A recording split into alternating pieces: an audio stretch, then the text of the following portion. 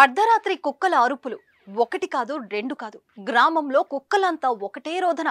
ఏం జరుగుతుందో తెలిసేలోపు వీధుల్లో కుక్కలు ఒక్కొక్కటిగా చనిపోతున్నాయి. ఎక్కడి నుంచి వచ్చారో తెలియదు, ఎవరో తెలియదు.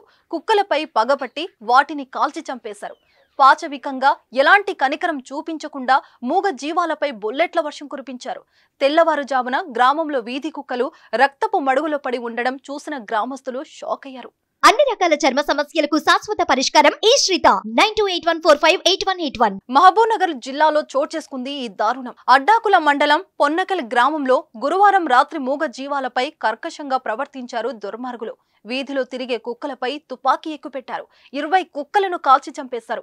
ఈ కాల్పులో మరికొన్ని కుక్కలకు తీవ్ర గాయాలయ్యాయి.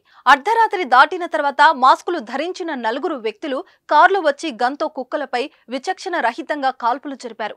రోడ్లపై ఉన్న కుక్కలను వెంటాడి చంపేశారు. కుక్కల అరుపులు, గన్ శబ్దాలకు భయపడిన జనం ఇళ్ల నుంచి బయటకు వచ్చే సాహసం చేయలేదు.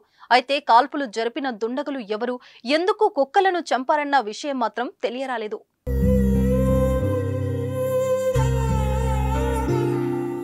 ఈ ఘటన స్థానిక ప్రజలను భయాందోళనకు గురి చేస్తుంది. కుక్కలను ఎందుకు చంపుతున్నారో తెలియక తీవ్ర ఆందోళనకు గురయ్యారు.